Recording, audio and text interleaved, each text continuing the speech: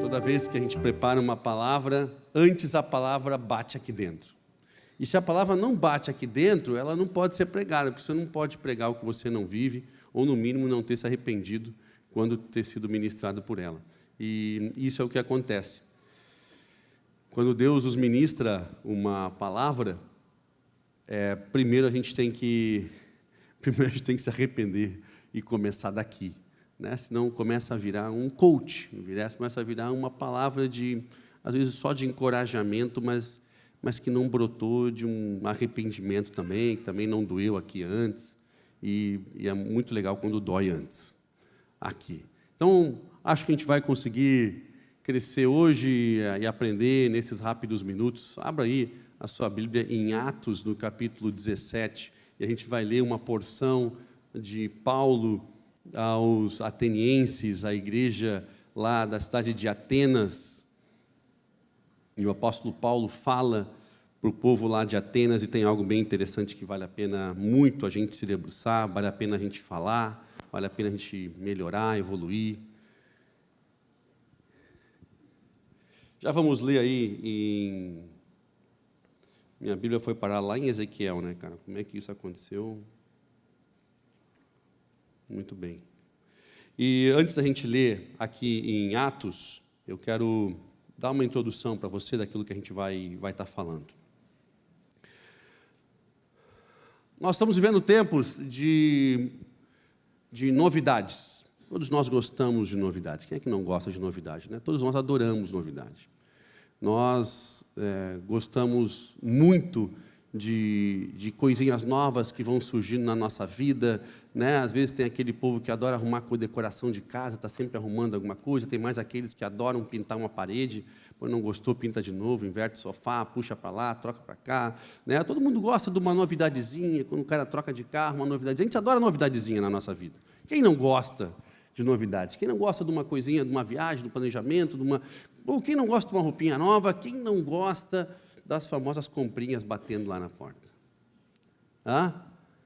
Cara, só o saquinho aquele sendo atirado para dentro do pátio já dá uma emoção na gente, é uma alegria. Cara, entregaram. Eu estou pensando um novo negócio que eu vou lançar, e estou botando em público aqui, porque se alguém copiar já sabe que eu falei. A gente vai ter que ter royalties aí nessa ideia. Uma empresa de atirar pacote para dentro da casa das pessoas. Não tem nada no pacote. Mas a gente é tão feliz quando vê um pacote que chegou. É uma alegria a gente abrir um pacote e falar, cara, está aí. A gente compra tanta porcaria nesses sites que chega, a gente não sabe mal o que comprou. Tem gente que esqueceu, né, Nicole? Ela diz, olha o que eu recebi, mas eu não comprei. Espera aí. Acho que eu comprei em algum momento. Cara, a gente já não lembra mais do que a gente comprou. Não lembra mais. Meu filho resolveu comprar peça de bicicleta. Ele vendeu a bicicleta dele, que eu dei. Mas ele não me deu dinheiro, né? Ele pensou, cara, vou comprar uma nova. E aí ele pegou a bicicleta, vendeu e começou a comprar em parte. Eu não aguento mais aquele interfone, cara. Chegando de peça, e é uma coisa, e é um pote graxa, e é assim, mas é a alegria de receber uma porcariazinha pelo correio, não é assim? Cara, a gente adora uma novidade, tem um novo medo que tem sido debatido muito, chama FOMO, que chama Fear of Missing Out, ou, em português, medo de ficar de fora, medo de não estar atualizado, medo de perder alguma coisa, o medo de não estar por dentro do que está acontecendo vira um medo, que obviamente um dos principais sintomas é a ansiedade. Olha o problema que a gente está criando hoje. E a gente não pode ficar fora das redes sociais, porque a gente tem que estar extremamente atualizado. Um medo de perder alguma coisa, um medo de ficar de fora. Está aí, cara. Está aí. Essa é a nossa realidade hoje. E na fé, deixa eu dizer uma coisa para você, a gente gosta tanto de novidade e a igreja não fica de fora. Bem, eu sou cristão há 30 anos, me converti aos 14 anos, me converti na idade do meu filho, hoje. E desde então, já vi tanta novidade na igreja, cara. Porque a igreja também adora uma novidade. E tem líderes que incentivam a novidade, porque como não tem muita presença de Deus, vão pelo menos inventar alguma coisa nova para dar uma intertida no povo, para dar uma interagida, já que a pregação também não é muito boa, já que a gente tem várias outras lacunas, vamos começar a inventar coisa nova para dar uma intertida no povo, como se aquilo de fato fosse o Evangelho. Cara, já vi de tudo. Cara, a gente já passou de uma fase onde todos os problemas das nossas vidas se resolviam com libertação, porque tudo era demônio. Absolutamente tudo. Todos os problemas eram, sem sombra de dúvida, demônio. Tá, então, se é demônio, leva para a salinha e liberta. Tinha outro, cara, que o problema do camarada era maldição hereditária. Eu quebrei absolutamente tudo que pude quebrar, que lembrava, que não sei o que era. Não resolvia tudo na vida do cara. Já passei pela fase do ponto de contato. Ponto de contato tem mais gente aí que passou. Né? Ponto de contato, meu amigo, o cara saía catando dentro de casa, o cara procurava onde dava. Meu amigo, era uma angústia para achar os pontos de contato. Pontos de contato, ou seja, coisas físicas que você tem dentro de casa que o diabo usa para entrar na tua vida. Basicamente, tudo que você tem. Então, assim, era difícil. De quem você ganhou isso aqui? Cara, eu ganhei de uma tia. A tia não era macumbeira?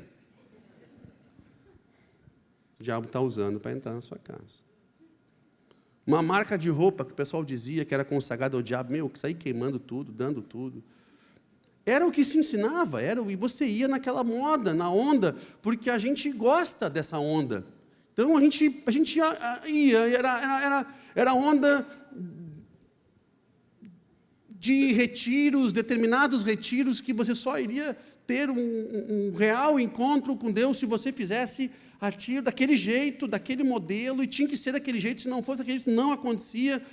Cara, você virava toda uma estrutura da igreja, agora só retiro.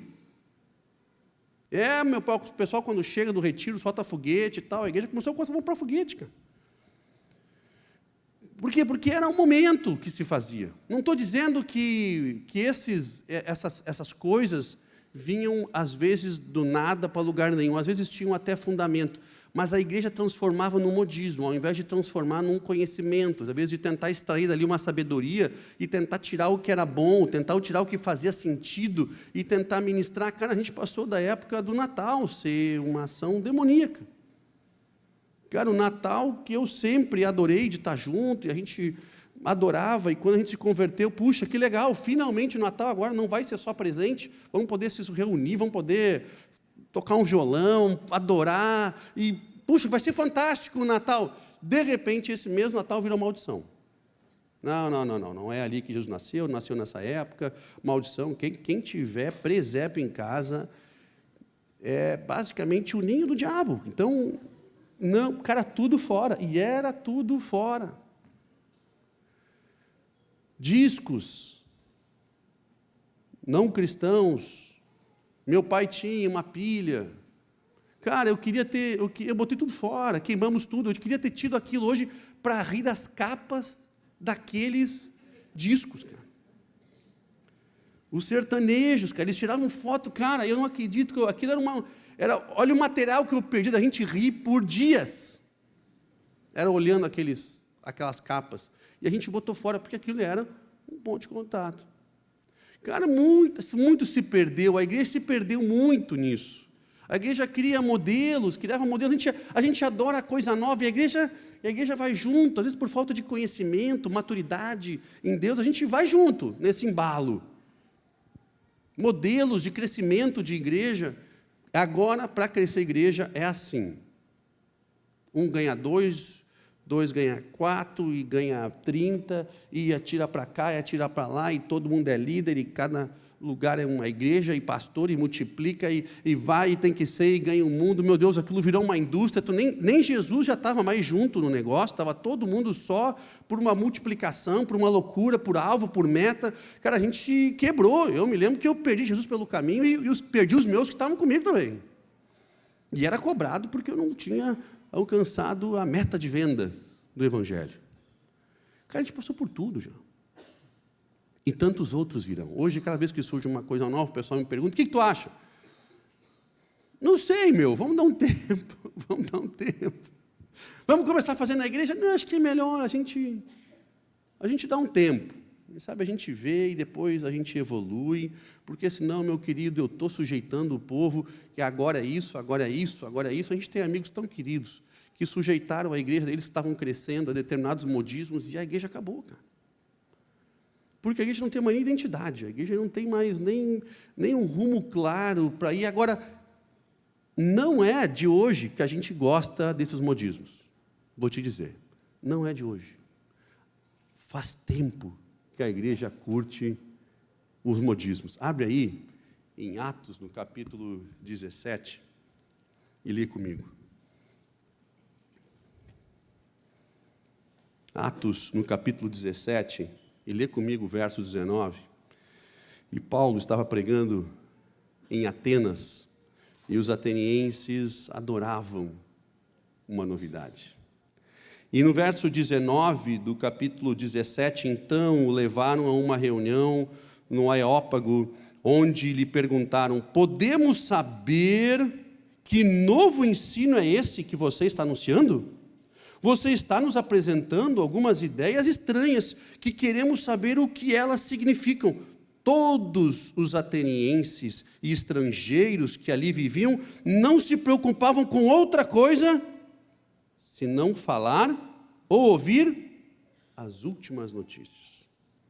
Então Paulo levantou-se na reunião do Areópago e disse o seguinte: atenienses, vejam que todos os aspectos vocês são muito religiosos. Pois andando pela cidade, observei cuidadosamente os seus objetos de culto e encontrei até um altar com essa inscrição: ao Deus desconhecido. Ora, se vocês adoram, apesar de não conhecerem, eu lhes anuncio. O Deus que fez o mundo e tudo o que nele há é o Senhor dos céus e da terra, e não habita em santuário feito por mão de homens. E aí ele segue mijando os caras. Aproveitando que estamos entrando no mês farroupilha.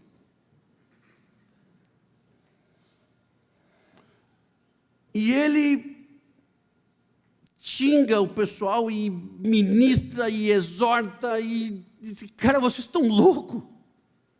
Eu estou aqui me esforçando para pregar. E aí ele segue pregando, ele segue falando: o que falta para vocês são religiosos. Vocês precisam arrepender-se, porque vocês não fazem outra coisa, e diz aqui, a não ser viver e ouvir de coisas novas que estão acontecendo. Vocês querem saber as novidades, eu quero saber os modismos. Quem é que está aí? Paulo? Traz Paulo. Traz Paulo para pregar. É bom esse Paulo. Ouvi que o camarada fez esse Paulo. Cara, traz o Paulo. Lotava todo mundo para ouvir. E agora quem? Agora é outro. Traz outro, e traz outro, e traz outro. E Paulo já por aqui disse o seguinte: deu. Agora deu. Porque eu estou aqui passeando na cidade de vocês, e estou vendo que vocês são tão desocupados, vocês são tão vazios, que vocês têm um altar chamado ao Deus desconhecido. O quão vazio vocês têm que ser a ponto de adorar alguma coisa que vocês não sabem o que é, que vocês não sabem se existe, que vocês não têm experiência, que vocês já encheram de altares para adorar um monte de coisa, e como vocês tinham alguma coisa a mais, precisavam ainda mais, vamos fazer o Deus desconhecido também, porque esses aqui a gente tem nome, esses aqui a gente não tem. Quão vazio vocês são, se arrependam. Sabe qual foi o resultado? Mandaram o cara embora. Mandaram ele embora. Já naquela época, eles gostavam das emoções, dos momentos, das tendências, dos projetos, das coisas novas. Eles não gostavam de praticar o que ouviam, eles gostavam de ouvir coisas novas. Eles gostavam de viver não em novidade de vida, mas em novidade na vida. Ficou tão fútil quanto aqueles que compram coisas na internet que não precisam. É assim, o evangelho de você ouvir, mas não pratica. Você, na realidade, vai no automático porque ele é um momento. É o FOMO, é o medo de perder alguma coisa. Então, eu vou para o momento, eu vou curtir a coisa nova, já que isso é o momento, eu vou entrar, eu vou fazer parte desse negócio. Mas, na realidade, eu não me aprofundo, eu fico só no rasinho, eu fico na superfície, eu fico olhando a novidade e eu nunca me aprofundo. E Paulo fala, vocês são religiosos, cara. Porque o religioso, sabe o que é o religioso? O religioso é aquele cara que diz que é, mas ele vive como ele acha que tem que viver. O religioso é aquele que pega um título, mas na realidade ele vai fazer absolutamente tudo o que ele mesmo quer, ignorando o que ele confessa ser. Ele é um hipócrita. O religioso é aquele cara que de longe tem a pretensão de fato viver o que ele está pregando, e é isso o que Jesus combatia nas sinagogas, é isso que Paulo continuou combatendo, eram os religiosos. Ele não combatia a mensagem, ele combatia o camarada que não fazia uso da mensagem. E o religioso tem um problema sério, acompanha comigo essa. O religioso tem um problema sério, porque o religioso, como ele vive a vida dele do jeito que ele quer, da forma com que ele entende que é certa, ignorando princípios e valores que ele confessa ter, ao longo da sua vida ele vai plantando segundo a carne, mas ele quer colher segundo o Espírito. Ele vai vivendo a sua vida e as suas atitudes, por óbvio, são segundo a carne. São atitudes segundo os seus desejos e as suas vontades, e assim ele vai pregando. Ele age assim nos seus negócios, ele age assim nos seus relacionamentos, ele age assim com a sua família, ele age assim com os seus amigos, ele age assim com os seus projetos, ele age segundo a carne, mas ele planta segundo a carne, mas espera colher segundo o Espírito. E ele demanda colher segundo o Evangelho, mesmo pregando segundo a carne. E ele fica bravo com alguém, e vocês vão saber quem, quando as coisas não acontecem do jeito dele. Ele fica bravo com Deus. Como que isso está acontecendo comigo? Se eu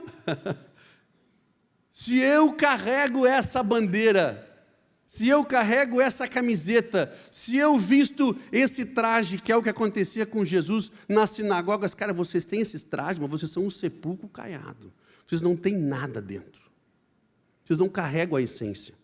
E ele dizia, e aí o religioso, é o que Paulo está dizendo, vocês só gostam de novidade, vocês estão de novidade em novidade, e Paulo diz em Romanos, falando que nós devemos viver em novidade de vida, ou seja, que a nossa vida deveria ser um constante manifestar das coisas novas que Deus tem feito na nossa vida, não de coisas novas na vida, não frutos do mover de Deus, que nós devemos, depois do batismo, continuar se manifestando como coisas novas, como uma mudança de postura, de vida, e não só mudanças de ideia, mas mudanças de rumo. Eu me batizei e eu mudei o meu rumo, porque agora eu estou em rumos diferentes, e esse rumo diferente está me gerando coisas novas. E eu vivo nessa novidade de vida, porque eu mudei o meu rumo e as minhas atitudes, e por óbvio eu estou plantando coisas diferentes, e eu vou colher coisas diferentes. Tem uma coisa que não muda, não importa o país que você vai, meu irmão, chama a lei da semeadura. Não importa, essa aí ninguém consegue revogar, ninguém consegue, não tem, meu. Essa, não importa o país, não importa a legislação, não importa o canto, tem uma que você não muda, que é a lei da semeadura. Você vai colher o que você plantou. E você vai colher na quantidade que você plantou.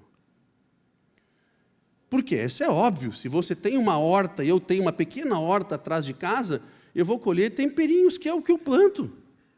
Eventualmente um negócio, um chazinho, mas é o que eu planto, é desse tamanho, é uma tirinha. Se eu esqueço de plantar, não dá nada, é isso.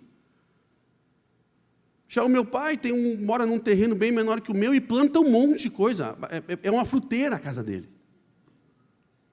Mas ele enfia em cada canto, ele enfia uma parreira, o que dá para afiar, ele enfia. E o que ele não bota alguma coisa ali que é de comer, minha mãe enfia de flor.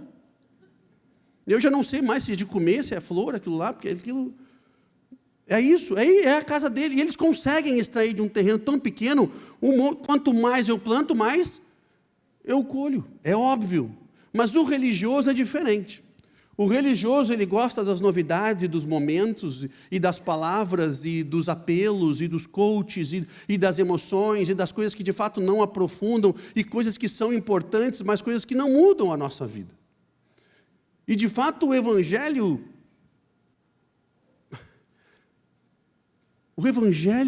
ele muda tanto a nossa vida, porque no momento em que nós de fato o aceitamos e mudamos o nosso estilo de vida, nós começamos a plantar coisas que antes não plantávamos. Eu começo a ser generoso do jeito que eu não era. E é óbvio que eu vou colher isso na minha vida. Eu começo a ajudar pessoas que antes eu nunca pensei em ajudar.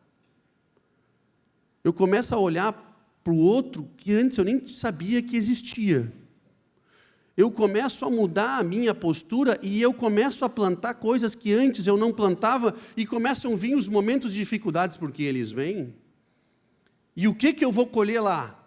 Eu olho para trás e digo, cara, como tem gente me ajudando nesse troço. Cara, Deus é bom. Digo, claro que Ele é, cara. Ele te deu o caminho. Ele te ensinou para que tu não sofresse. Evangelho não é só salvação, ele é mudança de vida e constante colheita daquilo que nós plantamos. E aí nós vamos colhendo ao apoio, e aí não falta o alimento, porque aí começa a ouvir testemunho, meu Deus do céu, não tinha o que comer, abri a porta, tinha uma cesta lá, e aí gente que tinha dinheiro, que de repente ficou sem, mas Deus foi lá e proveu de alguma forma, e aparece isso, e aparece oferta, e o cara começa a dizer, meu, é tanto testemunho, diz, cara, porque tu plantou. Cara, tu mudou o teu entendimento e as coisas começam a acontecer diferente. E a tua intensidade com que tu plantou determinada coisa é a mesma intensidade que você vai receber. E tem coisas que nós plantamos nessa vida que os nossos filhos vão colher. Sejam boas. Tem não cristãos que entendem, por exemplo, a lei da semeadura financeira, ofertam na vida de muitas pessoas, ajudam muitas entidades. O cara diz, meu, como aquele cara que não é cristão é tão abençoado financeiramente? Cara, ele planta. O camarada planta muito mais do que aqueles que têm o entendimento. E ele planta, essa não é uma alternativa. Se você entende, aceita, ou se você não entende e também não aceita, não importa, vai colher igual. Porque é assim que funciona. São as portas que você vão abrindo. Quanto mais você semeia o temperinho atrás de casa, mais dá. Mais dá. É uma questão meio óbvia. Se eu semeio pouco, eu colho pouco. E assim acontece com todas as áreas da nossa vida. O Evangelho não é só salvação.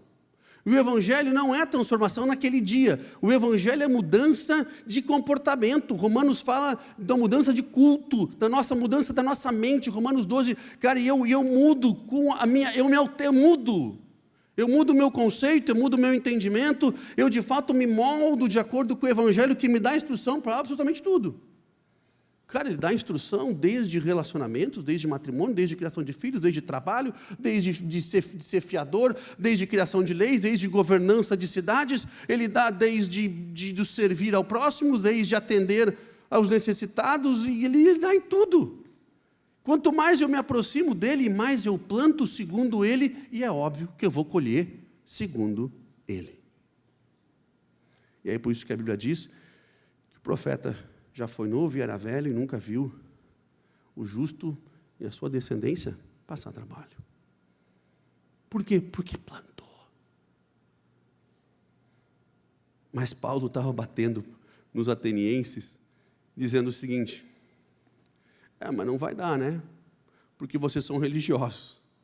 E a religiosidade de vocês impede que vocês vão mais fundo. E esse é o problema hoje, povo. A gente vai deixando que a religiosidade vai entrando e a gente vai aceitando ela. E quando a gente vê, de fato, a nossa vida, ela não é mais moldada à palavra. Ela somos religiosos. Nós aceitamos o Evangelho. A gente vive num determinado rótulo. Mas eu não vivo mais em novidade de vida. Eu vivo em novidade na vida. Qual vai ser a novidade agora? Qual o evento que eu vou? Qual o final de semana que eu vou passear em tal lugar? Eu gosto de ir em conferências, eu gosto de ir em retiros, eu gosto de ir em eventos, eu gosto de ir em seminários, eu gosto de fazer todos os cursos, mas na realidade nenhum deles desce ao meu coração. E é tão bonito eu passear para lá e para cá, e aí depois começa a colher coisa ruim, e o culpado é Deus. Porque eu dediquei a minha vida para Ele. Dedicou nada, rapaz. Eu dediquei meu tempo para Ele, dedicou nada. Eu dediquei a minha vida servindo o próximo, nada. Nada. Ligou um camarada que se dizia cristão, eu já falo assim, porque de fato não combina. Eu conheço ele já há muitos anos, quase 10. E ele dizendo: cara, estou passando por uma dificuldade financeira, olha a minha situação, olha a minha idade, já na terceira idade, passando com dificuldade, estou com um problema, ninguém me empresta dinheiro.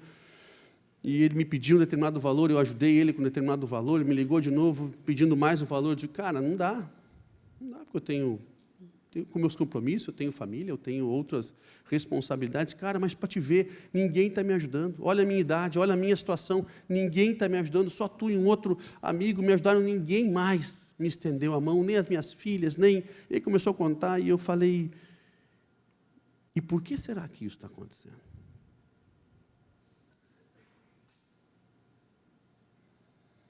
Porque eu te conheço, cara, e tu nunca foi um cara, nunca plantou diferente disso. Tu plantou o contrário, cara. Tu foi um cara que plantou justamente para afastar pessoas. Tudo que tu fez para hoje estar colhendo, tá sozinho. Tu insistiu nessa história, tu insistiu nesse projeto, tu plantou isso e não vai ter outra coisa na tua vida a não ser isso. Ali na semeadura é algo fantástico.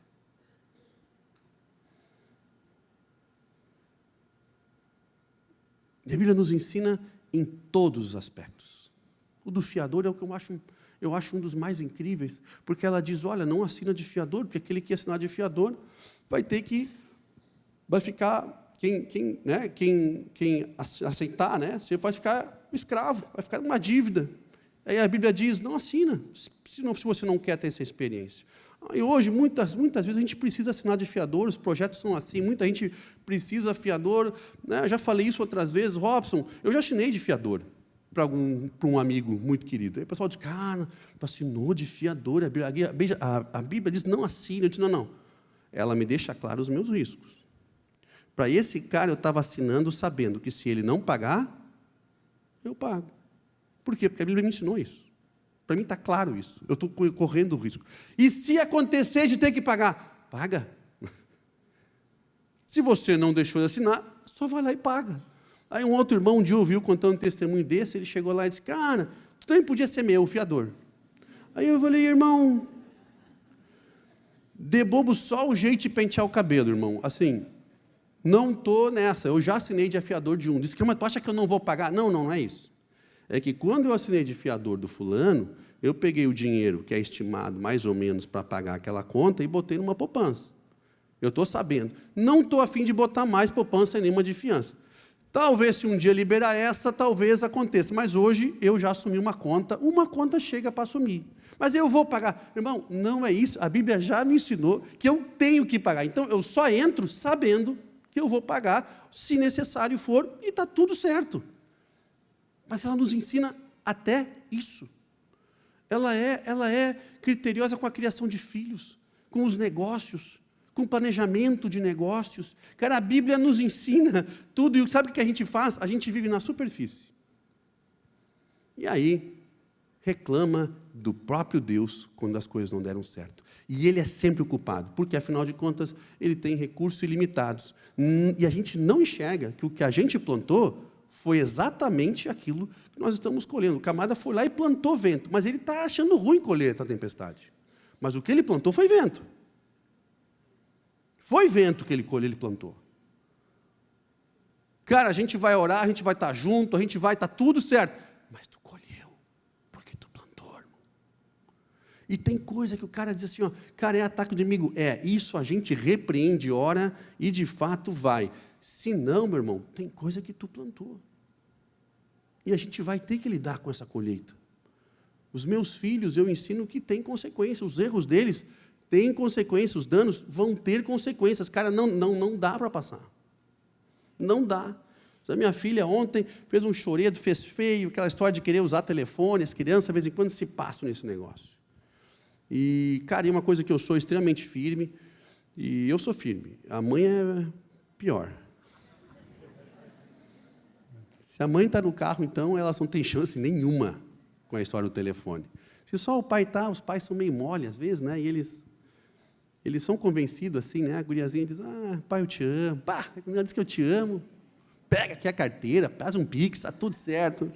Né? Os pais, de vez em quando, são meio mole, assim. Mas, e ela fez feio, queria usar o telefone, disse que não. E ela começou a chorar e tal. Eu digo, agora mesmo que não vai usar.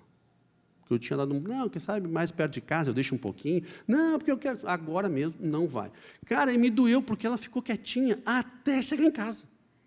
E eu podia ter, eventualmente, e eu disse, não, agora nós vamos cumprir a palavra, e ela vai colher o que ela plantou, porque foi o que a gente combinou. Se ela fizesse estardalhaço, ela não receberia. É doído? É, mas foi o que ela quis.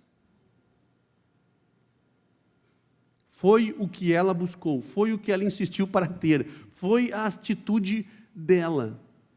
Os meus filhos não vão bem na escola, eu tenho que tirar outras tarefas, porque a única função deles é ser estudantes, até um dia que eles vão ter outra coisa para fazer. É só isso. É doído? É, mas tem consequência.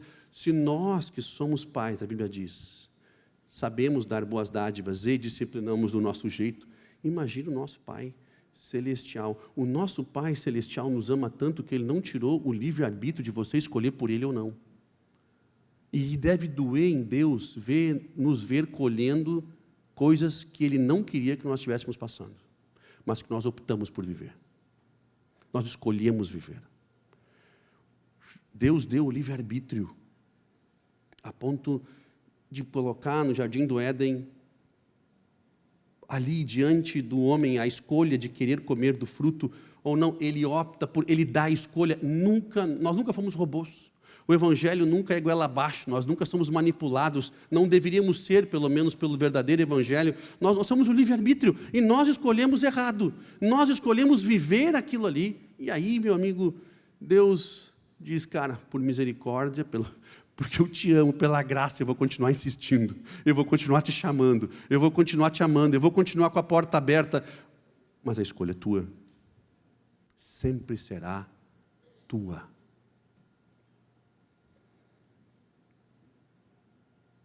Em Gálatas diz que não cansemos de fazer o bem, não cansemos de fazer o bem, porque ao seu tempo, se não tivermos desfalecido, não tivermos morrido, mas ao teu tempo, nós vamos colher. Não cansemos de continuar, persistir.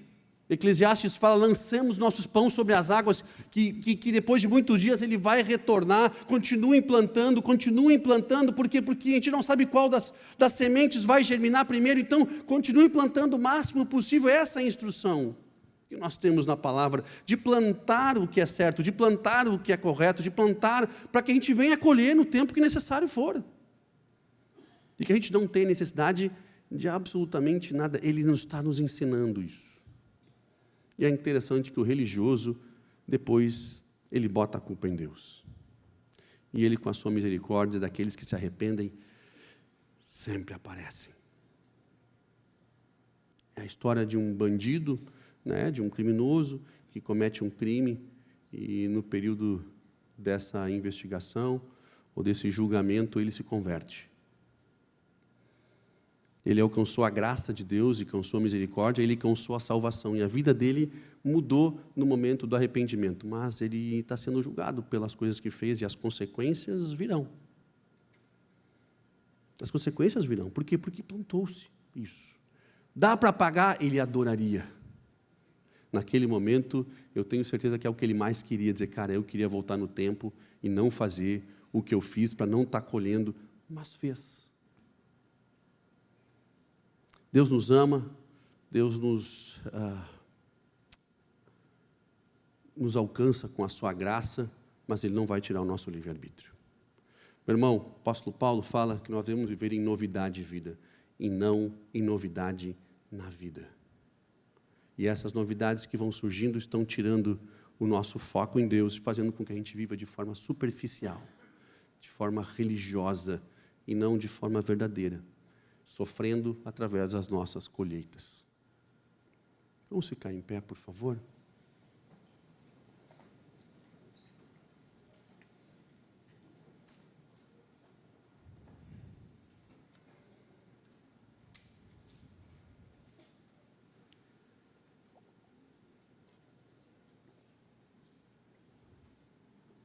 O religioso, ele demanda colher segundo o Evangelho, mas ele pregou segundo a carne. Ele demanda colher segundo o Evangelho. Ele exige que a sua colheita seja segundo o Evangelho, mas ele não pregou, não plantou segundo ele. Ele plantou o que ele está colhendo. E não importa se ele carrega o título de cristão ou não, e a gente não entende determinadas coisas, mas a realidade é essa. Eu quero orar por você, orar pela sua família. Papai, nós estamos reunidos nessa noite, nós queremos pedir a tua misericórdia. Primeiro de tudo, a tua misericórdia, porque nós precisamos de ti. Nós precisamos de ti. Pai, nos visita, tem misericórdia de cada um de nós, que temos ansiado pelas novidades na vida, porque não conseguimos viver em novidade de vida.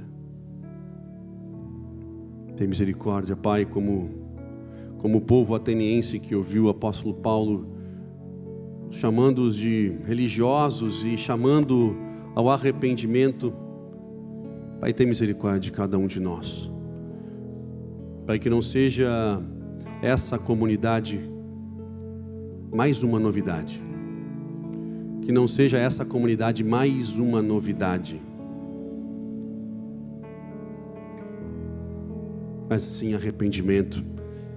Tem misericórdia de cada um.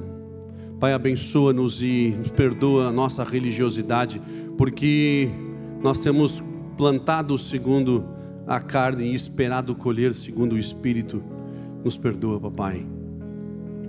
Nos visita, tem misericórdia de cada um, de cada família, de cada pai de família, daqueles que querem constituir uma família, que seja Cristo o centro, Cristo a pedra fundamental. Em nome de Jesus, papai, nós te amamos, precisamos de ti.